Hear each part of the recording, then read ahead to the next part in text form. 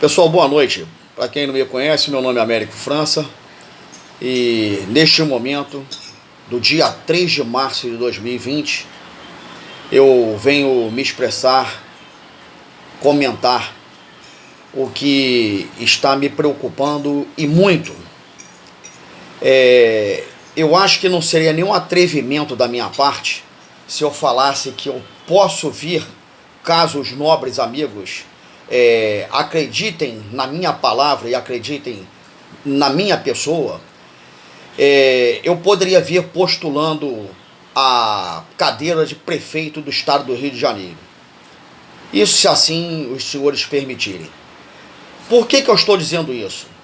Porque há muito tempo nós estamos vendo entrar governo, sair governo, entrar governo, sair governo, e as promessas são as mesmas. Eu vou fazer, eu vou acontecer, vou resolver, vou colocar tudo nos eixos, e ninguém coloca nada. Sabe por que não se coloca nada nos eixos? Porque não há vontade política. Não há vontade política. Esta é a verdade. Porque quando se tem vontade política, não se promete nada, se faz. Se faz. Simples assim. Se eu entro para a cadeira da prefeitura, se eu postulo uma cadeira para governo de estado, se eu postulo uma cadeira para a presidência da república, eu não posso prometer, até porque eu não sei o que eu vou encontrar financeiramente no erário. Então, como é que se vai prometer alguma coisa daquilo que não se sabe nem o que vai ter, o quanto vamos ter para poder fazer alguma coisa em prol daqueles que realmente conferem o voto, né, a confiança de uma pessoa representá-las. Ou seja, o povo confere um voto de confiança num determinado político para que este cumpra justamente com os anseios daqueles que conferiram essa confiança, esse voto. Então, pessoal, nós estamos vendo o Rio de Janeiro atravessar uma crise violenta com essas fortes chuvas que estão assolando todas as residências de pessoas de bem, famílias de bem, famílias comprometidas em fazer justamente a diferença e que não conseguem ter a sua dignidade garantida, que é o seu bem-estar dentro do seu próprio lar. Nós estamos vendo rios transbordando, nós estamos vendo aí barreiras sendo derrubadas, vindo abaixo. Por quê? Porque não se faz uma contenção de encosta decente, não se arregaça as mangas da camisa para se fazer uma coisa decente.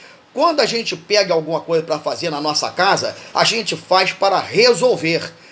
Nós não podemos fazer paliativo. Se nós queremos que a nossa casa seja o nosso lar, o nosso templo, e que nos dê a condição de nos manter em condições de proteção, nós devemos fazer muito, muito mesmo. Não devemos medir esforços.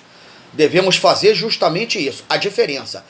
Investir para que possamos ter a segurança tão esperada.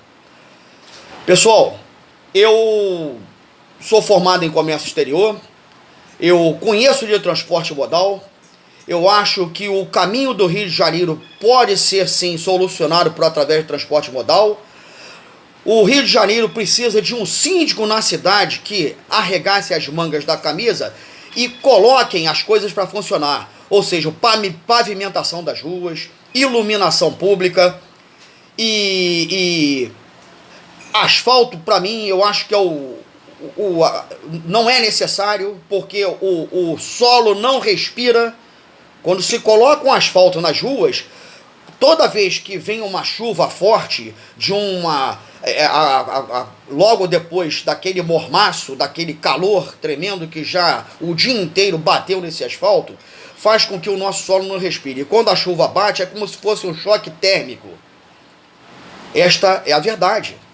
Então, se nós colocássemos uma pavimentação de rua, como antigamente era, com paralelepípedos, mas paralelepípedos decentes, Se nós fizéssemos uma calçada decente, por exemplo, no centro da cidade do Rio de Janeiro, pedra portuguesa. Gente, para que pedra portuguesa no centro da cidade do Rio de Janeiro? Para que as senhoras quebrem os seus saltos de sapato?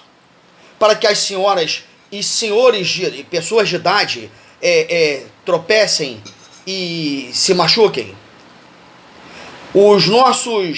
A nossa galeria de pluviais, a nossa galeria de esgoto não suporta mais nada na cidade do Rio de Janeiro, principalmente no coração da economia, que é o centro da cidade. Portanto, IPTU, pagamos uma grana violenta de IPTU. Para quê? Para todo ano acontecer a mesma coisa. Entrarmos nesse caos, nessa enfermidade. Todo o tempo que nós passamos aí, dos períodos de governança, o que acontece é a mesmice. A mesmice. Os parlamentares, os nossos governantes, devem ouvir a população. Até porque nós sabemos que existe uma frase de efeito de muitos e muitos anos, que é o seguinte: a voz do povo é a voz de Deus. Então, por que não ouvimos o povo? Por que não trabalhamos para o povo? Por que não fazemos pelo povo? Então, isso está inclusive escrito, né, numa das passagens do nosso ordenamento jurídico, né? Não vou me alongar aqui nesse ponto. Senhores, se alguém por acaso confere confiança a alguém, e esse alguém ao longo de um determinado tempo não lhe passa, não lhe transmite, não lhe dá esse feedback, então é aquele negócio: vamos trocar o time. Simples assim. Nós já temos um problema com os políticos, porque para se candidatar tem que ser filiado a algum partido. Por que isso? Por que isso? Qualquer pessoa podia ser candidata a um pleito ou a um cargo público. Senhores, eu poderia me estender muito mais, mas é o seguinte: quando a gente quer, a gente faz, a gente não promete. E que fique aí o recado, e que Deus continue nos ajudando e nos protegendo, porque, coitado de Deus, né? Meu Deus, é muito difícil a gente falar no nome dele e a gente não fazer por onde ele nos dá justamente, não acreditar na gente, né? É tudo nas costas de Deus. Nós temos que fazer a nossa parte, né?